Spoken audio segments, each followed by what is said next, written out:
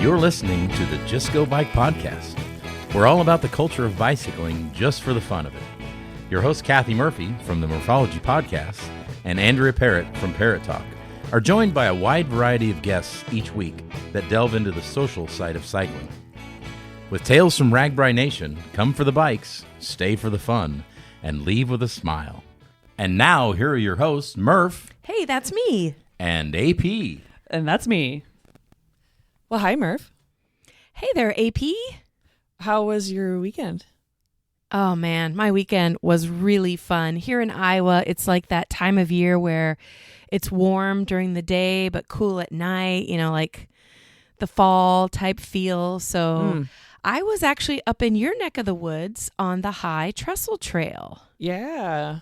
I didn't actually get to see you at all, and actually I think you're what? Des Moines is what, maybe half an hour from the High Trestle Trail? Yeah, we're a hop, skip, and a jump, but we can talk about what I was doing later. Oh, okay.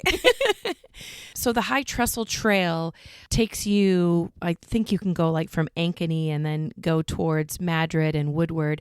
But now you already know this, but I'm saying it to the listeners. There's now a connector trail that makes a continuous loop. And so it connects the High Trestle Trail to the Raccoon River Valley Trail. So if you're feeling it, you could be doing, I think it's up to over 100 miles of a continuous bike trail. And that connector loop is pavement and it's real windy and it's, I don't know. I really, really, really enjoyed it. It was pretty cute. It's super cool. It's such a gift to the area to have that added to our trail network, which is already pretty good, but now it's just incredible. Yeah.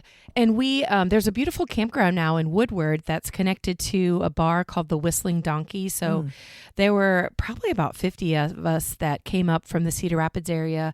We camped in Woodward and then took that connector trail, which went through a tiny town of Boughton, but the bike trail goes right by a little restaurant bar. So I feel like before they know it, they're going to be a very popular place for cyclists. I love it. I can't wait to try it. Yeah, and then from there we went to Perry, and then, of course, the next day we went the opposite way, which is the High Trestle Trail, and I think we've talked about this before, but the iconic High Trestle Bridge. Right. The one that goes over the canyon. Or maybe is it a gorge? No. Oh, Scott Olson is shaking his head right now. It's actually a river. Okay, it's a river for the people. Yes. It is above the Des Moines River. It is part of an old rail trail that they've now made into a paved bike trail. And it's 13 stories tall. Yeah. So do not drop your helmet or your water bottle over that bridge because it's gone. Yeah. It's when you're up there, it seems like even more than 13 stories. It's way up there. Yeah, and then the best part, or I mean, it's cool anyway because they have these like art. It's an art sculpture, so to speak, that is on the trail. But at night they light it up, so as you pedal through, it's like going through a tunnel of blue light. It's just so beautiful. But you should look up High Trestle Trail Bridge. It's about a half mile long, the actual bridge, and it is labeled the 5th largest trail bridge in the world. Oh, wow. That's cool. So anyway, I got to do that with friends, had a great time. It was supposed to rain and we lucked out because it did not rain till about 3:00 in the morning after everyone had gone to bed in their tents or their RVs. So it was perfect. But anyway, how about you? What'd you do this weekend? I mean, it really was the perfect weekend for biking here in central Iowa. I have been doing a lot of canning and preserving at my house. The fruits of my garden are paying off. So I made both spaghetti sauce and 2 kinds of hot sauce, habanero and jalapeno, for the interested people in the room, which took a long time, but it was so nice out. I had to go biking. So I did go. I rode a quick little trip over to Altoona, and that's not the interesting part. The interesting part, so part of the trail that I take goes kind of through Pleasant Hill, and it's not rural. It's through town, but it's wooded and it's like a rail trail. I don't know if it really is, but it's like that vibe. And there are parts of it where you would have to walk. If you were on foot, you'd have to walk several miles to get to that part. And I came across like a kid in a full Trojan mascot costume. Oh, just walking on the trail. He was like carrying the head of the mascot with him. And this poor person must have had to have walked, like I said, several miles to get there, and would have to go at least another mile to get wherever they were going. wow. Was this person lost, or was he getting ready to cheer on something? I don't know. It's hard to say. And I'm not sure which school it would be in the area that would be the call. I'm not going to try to like out this person, but whatever color of the mascot costume. I don't know what school that would be, because the closest one is not that same color. Oh, interesting. So, but they look, I mean, there's only so many places to go on a trail. You're either coming or going. So Right. they couldn't have been that lost, but they certainly didn't look super happy. And I wish I would have had my camera at the ready, but I didn't want to circle back. So it just kind of goes to show that you could see anything and everything on the trail. I saw all sorts of wonderful things that you would normally expect to see, but I saw the kid in the mascot costume, and I also saw like a deer buck with like huge antlers just standing in the middle of the trail. So there's a little comedy, a little majesty on this little 14-mile bike ride that I took. So, and when you passed the guy in the mascot costume, were you like, go team? Or was he not feeling like he wanted to be cheered on? I couldn't say anything. I was too surprised. You get all kinds of interesting things. Wasn't it a water buffalo in your neighborhood not too long ago? That's right. Phil the water buffalo was in our neighborhood pretty recently, escaped from a local farm. They were trying to load it onto a trailer, and it escaped. And the water buffalo was tranquilized and brought to a safe haven Iowa farm sanctuary, where they took Phil the water buffalo. And yes, anyway. I was just going to say, if you go to iowafarmsanctuary.org, there is a huge article that says, please welcome Phil the water buffalo.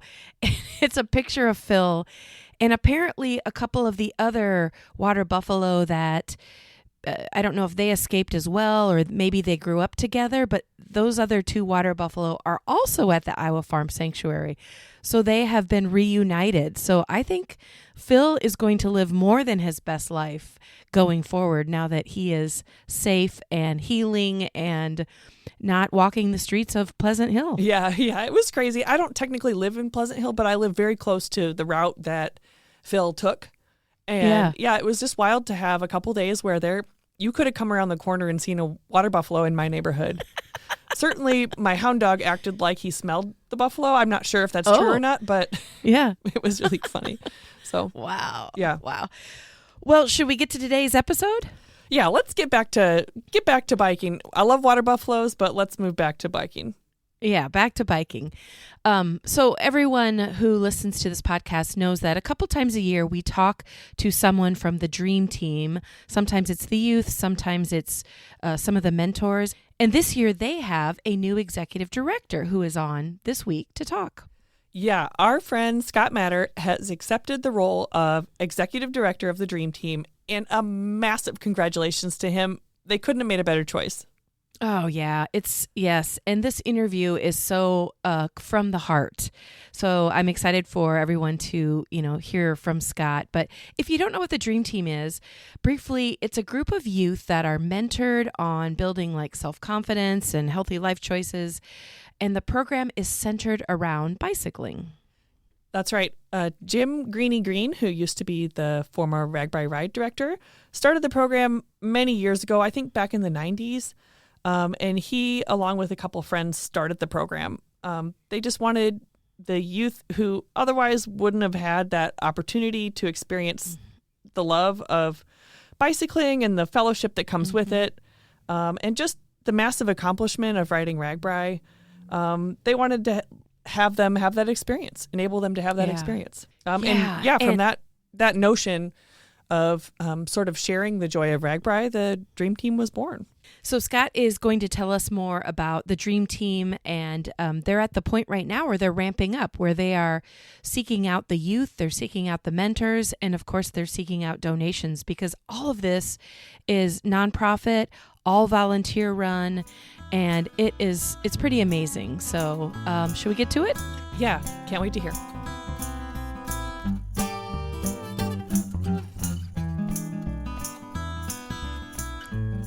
Well, a big warm welcome to Scott Matter. Hey, Scott. How are you, Murph? Good. This is so fun to have you on the podcast because, we bike together many times. We're good friends. But you're on this episode to talk about the Dream Team, which I feel is near and dear to your heart. I love whenever I have a chance to talk about the Dream Team. It's awesome because I'm so passionate about it. Oh, for sure. And for those of you who didn't listen to AP and I at the beginning of this episode, you are the new executive director for Dream Team. Right. I think it was 3 weeks ago today I stepped up to Wow, be executive congratulations. director. Thank you. And Dream Team, we need to talk about what exactly Dream Team is for those people who don't know. But as executive director, this is a volunteer gig, right? Right. Everybody, one of the amazing things about Dream Team is that everyone involved is volunteering their time. Wow. So with that said, give us an idea of what the Dream Team is. And I want to know the history too, but just kind of give an overview of what exactly it is. Sure. So everybody that's heard of Dream Team thinks of us as a cycling organization, but we're a 28-year-old organization. We were actually founded by Jim Green, who was the director of RAGBRAI at that time. Okay. And we mentor youth. And everybody thinks of us as a cycling organization. And we are that, but we're a lot more than that. What we really are about is providing a platform, an avenue for our youth to prove to themselves and the entire world that they can do really hard things. We have youth join us as young as 12 years old in March, and they're from all across the Metro Des Moines area. And we always have a few of them that don't even know how to ride a bike. And they are setting off on this journey together, this 5-month training journey to prepare to do RAGBRAI. And it is challenging, but at the end, the victory is that they've proved that they can do hard things. So the ultimate goal is, they become a Dream Teamer, and the ultimate goal is to ride their bikes across Iowa's RAGBRAI, but there's so much more to it. Right. It's we do a month of indoor training in March at the downtown YMCA. Shout out to them because they've been a longtime sponsor of ours as well. And that first month is we're teaching them some basics of the bike. We do spin classes and other cardio activity, but we're really doing a lot of team building and a chance for them to get to know the other members of the team and their mentors. And then as soon as that calendar, we've actually been cheating the last few years because we're so antsy to get out and riding. But as soon as we can in April, as soon as the calendar turns to April, we start 4 months of training for RAGBRAI. And our rides are challenging. We start out with our first ride is usually just a 10-mile ride to Waterworks Park. But very quickly, we keep increasing the amount of miles we do every ride. And soon after that, we're doing 20, 30, 40 miles. And before we know it, we're doing 50, 60, 80-mile rides before we get to RAGBRAI. And our kids, those kids that didn't know how to ride a bike when they joined us in March, they're riding with the rest of the team by early April. And I think it's shown me that just we as humans, especially these youth, are way stronger than we all think that we are. Yeah. Whenever I think of the Dream Team or talk to somebody about the Dream Team, I wish when I was 12 or 13 that this was some sort of program that existed. I just wonder what kind of a person I would be today if you had that sort of discipline and the leadership and somebody telling you were doing a good job. What that would have changed, how that would have changed my life. Our kids, I say this all the time, they are rock stars. I don't think that I would have had the courage when I was 12 years old, 13 years old, to walk into a room where you don't know anybody else. And maybe you don't know how to ride a bike. Maybe you just learned and you're a little shaky. And at that age, you're embarrassed by that because of peer pressure. And most of the other people that age probably do know. But you have the courage to just keep coming and just show your most vulnerable moments with this team. And then what's cool is with our mentors, who are all volunteer, we slowly become one big family. And we get to know each other really, really well. We lean on each other when we're struggling. We celebrate when we're having a great moment. But over those 5 months, we definitely become a family. And then by the time we get to RAGBRAI, if a lot of your listeners have probably seen us out on RAGBRAI, our kids have gone from wobbling at every hill to they are some of the best cyclists out there. Oh, yeah. And you said, youth, preteen or teenagers that can be involved in the program, but who exactly do they get chosen? Do you choose them, or who participates? Yeah, so a little bit about that. When Jim Green started this program 28 years ago, he saw a similar program. I think it's the only one that really exists in the country, even to this day, that's exactly similar, close to. But it was in Georgia, and it was more of a program where they rewarded kids who performed really well scholastically or some other way. Jim brought this idea back to Iowa, but he wanted to do something a little differently, put an Iowa twist on it. And we try to have the program be accessible to kids that would not have this opportunity without Dream Team.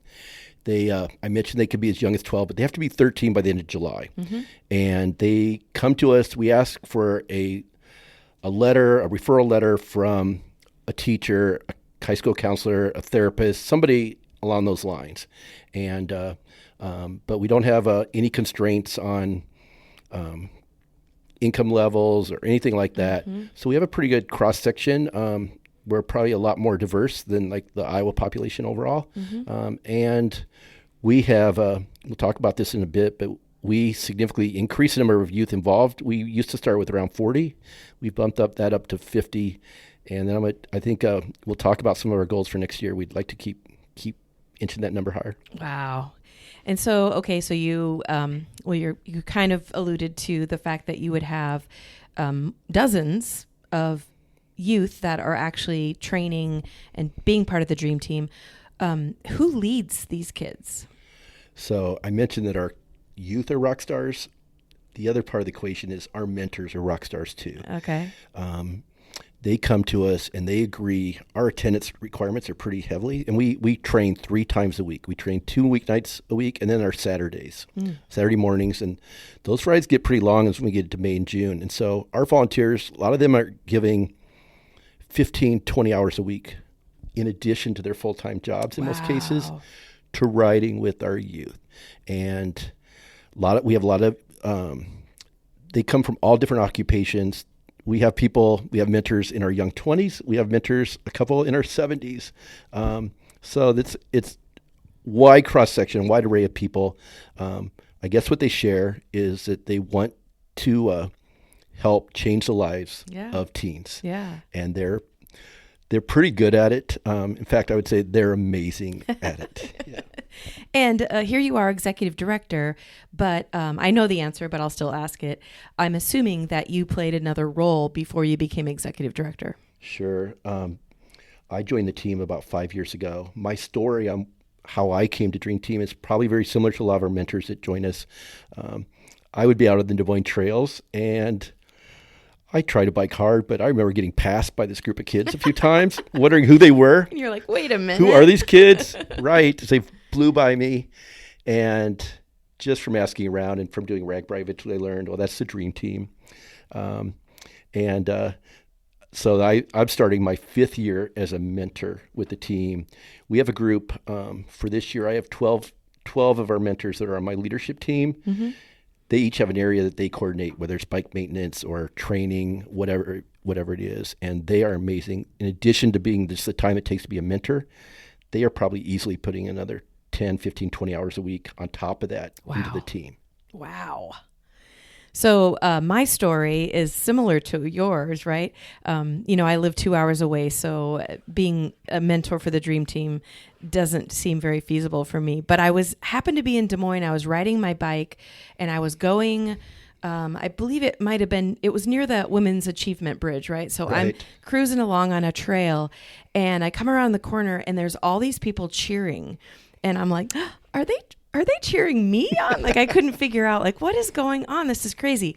And then all these kids passed me. And so it was the Dream Team, and they just had like a cheer squad. They must have been coming to maybe a place where they were going to take a break or something. But I was like, what is this all about? I love hearing that. And, one of the things that gets us through RAGBRAI is that RAGBRAI Nation treats our kids like celebrities. Yeah. And they are, as we approach hills or we're in tough headwinds, whatever it is, the people on RAGBRAI are just cheering for our kids. They're encouraging them, and that's that just the kids sometimes they act like they're exhausted by it because so many people like they have their names on their bikes, so they're celebrities. People are yelling, "Hey, Brittany, keep going! You can do it!" They hear it so many times, but they love it, and of course, it helps them get through those challenging moments that we all have out there on the bike. For sure, yeah. And if anybody out there listening has ever experienced getting to the Mississippi River around the same time as the Dream Team, that in itself like gives me goosebumps because the kids all gather about a mile out of town and they come in 2 by 2 and they're you're doing like a Dream Team chant. Everyone's dressed the same. It is like really impactful. It's really a special moment. We set out RAGBRAI seems like an impossible task, and by the time we get to that final day, that final moment when we're dipping our tires, that whole week has become by then, it's not really a chance to question or to prove that they can do it as much as it's a celebration week. Sure. Because they've already done 80-mile rides in a day. They've rode in the wind, the rain, sometimes the snow.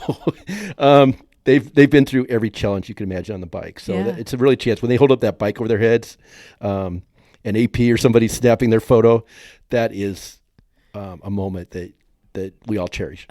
It's amazing. Yeah. The time this podcast goes live, it's going to be the end of September. So at this point, actually, by the time this airs, you're going to be in your position for not very long, 5 or 6 weeks. Have you figured out your priorities and your goals that you have in store for this next upcoming group of youth? Yeah, even though this is our off season, the Dream Team never sleeps. We're planning is well underway, but our biggest areas of focus right now are on recruiting. We're looking for about 10 or 12 more mentors to join us for next season. We're lucky because almost all of our mentors are returning from this year to next year. Right. So we already have about 40 and probably about 10 people have already committed for next season. I'd love to see that number get up to 60. So if we're interested, we'll tell you at the end of the podcast how you can reach out to us. But our big focus is we're looking for youth. We have 25 bike seats, 24. Our kids get brand new bikes from Bike World, brand new Trek bikes when they join us at the beginning of the season. We have 25 of those bike seats available for new youth for next season. And we're working hard. We were at East High School last week. We're going to Roosevelt this week. We're just trying to get around to all the schools in the Des Moines area and let people know that we have some open seats available. If you're listening to this podcast, if you're a parent, a teacher, an aunt or uncle, or just know somebody that has a teenager that would benefit from this program, steer them towards our website. We'd love to get them involved. If you're still looking for mentors right now, can you maybe give like a tiny synopsis of like what they would be doing each week? Because you said Absolutely. 3 times a week. I'm assuming they're doing more than just standing on the sidelines cheering. So our mentors, there's a lot of different ways that people can help, but the mentors that ride with the team, of course, we have 3 training sessions a week, as we mentioned. The way that we ride, if you can imagine, like we will have about 100 people on our Monday night rides, on our Thursday night rides. That's a lot of people to coordinate, and we want every mentor to have built by the time we get to RAGBRAI, we want every mentor to have built a relationship with every young member of the team. Mm-hmm. And so when we ride, like our kids and our mentors show up, and on our TV screens in our headquarters, we'll have the team broken into 12 groups, 3 to 5 kids, and about at least 2 or 3 mentors for each of those groups. And that's the riding group for that night. We mix up the kids, so the kids don't ride with the same people as well every week. So in some of the groups, we'll have the fastest kid on the team, and we have the kid that struggles the most. Mm-hmm. And what's pretty cool to watch is how those more experienced youth help out the kids that are struggling. So they're coaching as well. They basically become junior mentors, and you see them doing it without the mentors even having to encourage them. Mm-hmm. And that is one of the coolest things to see out on the ride. But our mentors ride with the youth each night. They learn skills. We learn them from each other. I certainly learned from some teachers and some experienced mentors when I joined how to interact with the kids, how to get them going, how to get them smiling, how to get them to have a good time, and to get every time. We have 12 training sessions a month, basically. We want on every one of those training sessions, I want to see the kids get better each time as they creep toward or get closer to RAGBRAI. Yeah. Okay, so then July comes, RAGBRAI comes. This is a camping event. So do these kids have any experience with camping, or how do you get them prepared to ride their bikes all day and then sleep on the hard ground at night? Well, so you can imagine, like, a lot of kids at that age from the Des Moines area have never camped before. Right. And so what we do is we do 3 camp out weekends, 3 Saturday night campouts, and those are kind of shakedowns for RAGBRAI. They're also the most fun weekends that we have during our season. That's when the team really comes together. Typically, those have been in June and July. This year, we're moving the first one forward to May because it is a good time for the team just to, those are little longer rides and to get to know each other and just have fun together. The first camp out we just booked it today. We're going to be in Indianola, a place that we can, when we get there, we can ride horses and do different fun things as a team when we get there. But we have 3 of those. And that teaches the youth having a chance to learn how to pack, which is, as you know, I watched your video many times. I still don't feel like I get it right some years, but they learn how to pack for camping, for RAGBRAI. They learn how to, they each have their own tent that they have to take care of. They learn how to put up that tent, how to prepare, how to get their clothes ready for the next morning.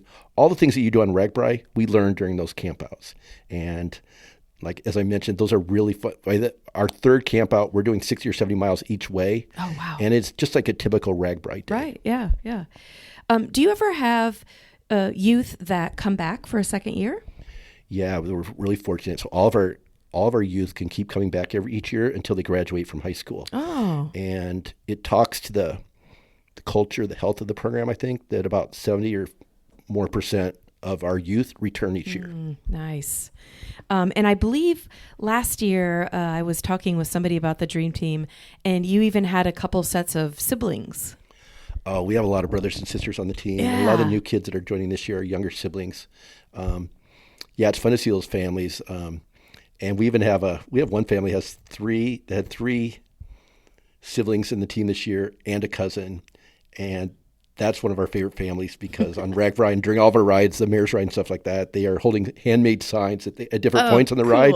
But it's cool to see the families get involved. But I think our parents are part of the Dream Team family as well. So we have different events where the families can be involved. Tomorrow, as we're talking at recording this a day before the RAGBRAI's fall ride. Yeah. We have 80 people participating as part of the Dream Team tomorrow, including a lot of families, a lot of parents, younger, older siblings that are riding with us and never have a chance to do that during the season. But that's just cool to see that. Oh, for sure. And I think now's a good time to plug your website because at least at the time of this recording, you're still looking for both mentors and youth. So where do people, where can they go? So the best way to do that is just go to our website, dreamteamdesmoines.org. People can also, a lot of people, when they find out about Dream Team, they start following us on social media. Our Facebook page is pretty active. And if they just send us a note or something, we'll get back to them. But you don't have to be a mentor to help. We have people that help on our support crew that don't ride with the team. It costs, as I mentioned, we're an all-volunteer organization. It costs about $5,000 to get each of our youth through the program each year, and we rely solely on donations from people and from our sponsors. And so, like a typical night of training, as the new executive director, I'm going through all the budgeting right now. I know that it takes $50 to $100 for each night of our training just on supply, just on snacks and food to get this army of young kids and mentors going each time we train. So people can donate as well. That helps out quite a bit. And I should plug, we've had 2 sponsors that have been with us since RAGBRAI was founded 28 years ago, and we could not survive without them. We've actually had 3. The first is RAGBRAI. I mentioned we were founded by the RAGBRAI director at the time. The current RAGBRAI staff, we've never had more help from RAGBRAI than we currently get under Matt Phippen and Ann Lowry and the staff here at RAGBRAI. They help us. You could go down the list, AP, Erica, Kara, every one of them. I can give you 10, 15 examples of how they've reached out and helped the team over the past year. And I also just want to mention this too. I can't imagine Matt Phippen's life on every day of RAGBRAI, just how many things he has to pay attention to. And we both know Matt is incredibly detail-oriented, on top of everything.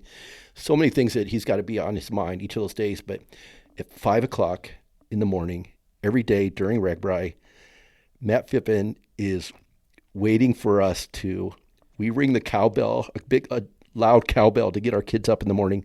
Matt is there. As the kids crawl out of their tents and start preparing for that day, he goes around and talks with every one of our kids. Wow.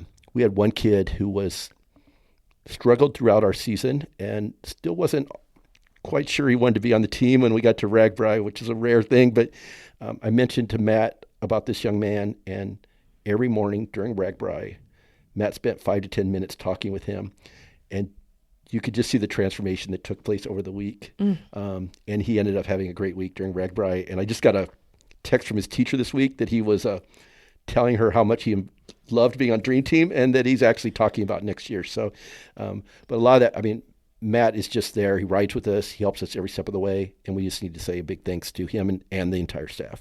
And we should point out, because I don't know if all listeners know this, but you share the same, or you're in the same building as the RAGBRAI headquarters. Yeah, over the last 28 years, we've had homes. We were actually like at a warehouse or part of the Des Moines Register. We were at the Downtown Y. Meredith gave us an old warehouse, which was awesome for us, but it was pretty dark and dank in that location. And then 2 years ago, when RAGBRAI moved into this building, they gave us a third of this building for us. So for the first time, we have a home. Mm-hmm. It's really nice, and it allows us, like, if it's in April, and as it often is, if it's 35 degrees and spitting sleet, we can still do training. We still meet here. We have our kids. RAGBRAI just donated a foosball table and a sofa to us. We're trying to create a lounge area so they can come and be comfortable and just feel at ease before we go out and do our rides. I love the space too. You had somebody do some pretty cool painting on the wall, and I don't know if you'd call it graffiti, but it looks really, really cool. Thank you. We want to keep sprucing up our space and just make it feel more like a home for our kids. Yeah. Okay, so another way that you've spruced up the Dream Team is that you guys have a podcast. Right. We just started it this year, Moving Forward podcast. I get to host that podcast, and it is amazing to be able to showcase our youth. The podcast is not about the youth coming on and talking about how the week went or how their cycling's going or anything like that.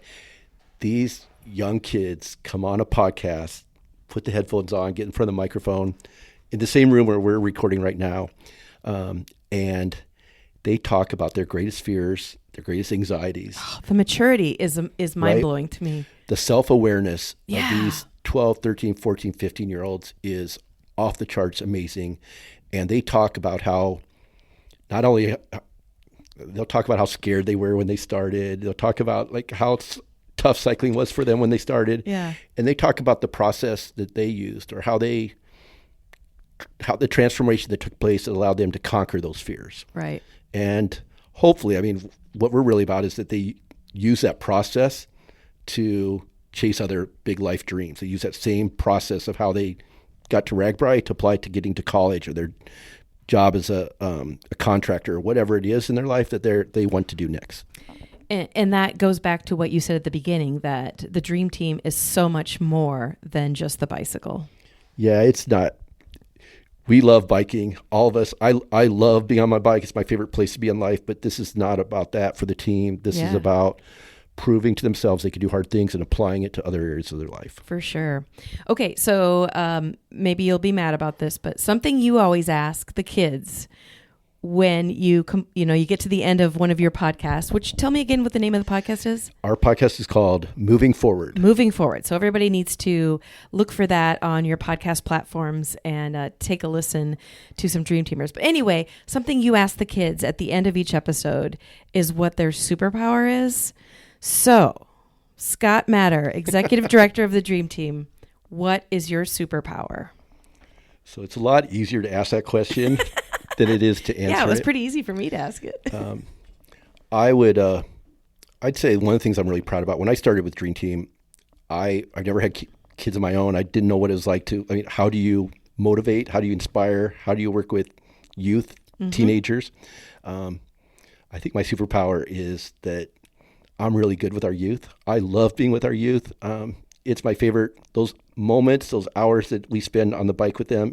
Those are my favorite moments of the week, of the year. And I love biking with our kids that are fast. That's a lot of fun. But I feel like what I enjoy most and what you get the most out of is helping the kids that are struggling. That young man or young woman that's just having a hard time and hasn't gotten over the hump yet. I love riding with them on our rides, and usually almost always I can get them to have one of the best nights they've had for the season, get them smiling. It's fun when I get that 13-year-old who feels like they're always making the team wait for them. When I get them going at the rate that we're passing some of the fastest members of the team, those moments are things that I think they'll hang on to for the rest of their lives, and it's just fun as a mentor to be part of that. And I saw that firsthand. I got invited to bike with the Dream Team. It was several years ago.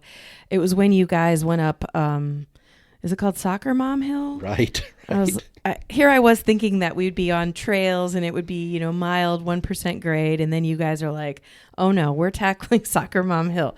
So, and I think we did it twice, if I remember right. But the point of my story was we stopped at like a little park pavilion and there was snacks and drinks, and one of the riders was having a little bit of a meltdown. Like she just didn't want, she was done for the day. She didn't want to ride anymore. She didn't feel good. And I don't know what you said to her, but you kind of took her aside and you were coaching her. And her attitude just went from, I can't do it to I can't wait to get on my bike and finish the ride. It was so cool to see. And you could just tell that they respected you as much as you respected them. I mean, basically, by the time we get to the warm weather months, they're part of each of our families. And you kind of get to know what motivates them, what inspires them. Yeah. It's funny that you mentioned Soccer Mom Hill. Our kids, they name all the big hills in the Des Moines area. We just christened a new one near Carlisle that a lot of people in the Des Moines area probably have biked. The kids called it, we voted on the name, but they called it Stairway to Heaven. But our kids, yes, absolutely. It's just fun to be able to help them and help them get through those moments, and where there might be a few tears or might be a tantrum, to the point where they're smiling again. Oh yeah. Well, before we go, tell everyone again the name of your podcast and then also the website so that they can go there whether they want to get involved physically or do some donating.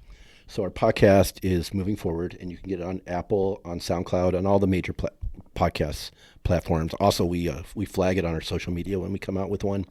But people can always reach us at our website at dreamteamdesmoines.org.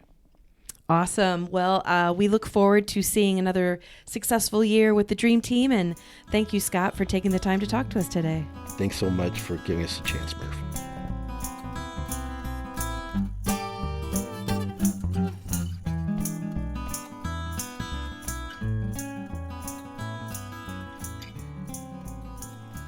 Thanks for tuning in to the Just Go Bike podcast. Murph and AP will be back next week. In the meantime, check us out on YouTube, Instagram, Facebook, and X, formerly known as Twitter. And if you would like to contact Murph and AP with a comment about the podcast, or maybe you have a topic in mind, email them at justgobikepodcast@gmail.com. Don't forget to rate, review, and subscribe to this podcast, especially if you're a fan. Until next time, just go bike!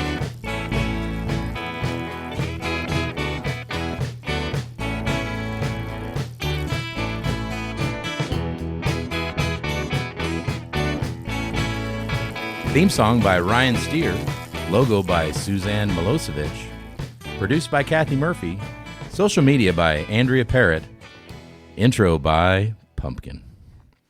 Until next time, just go bike.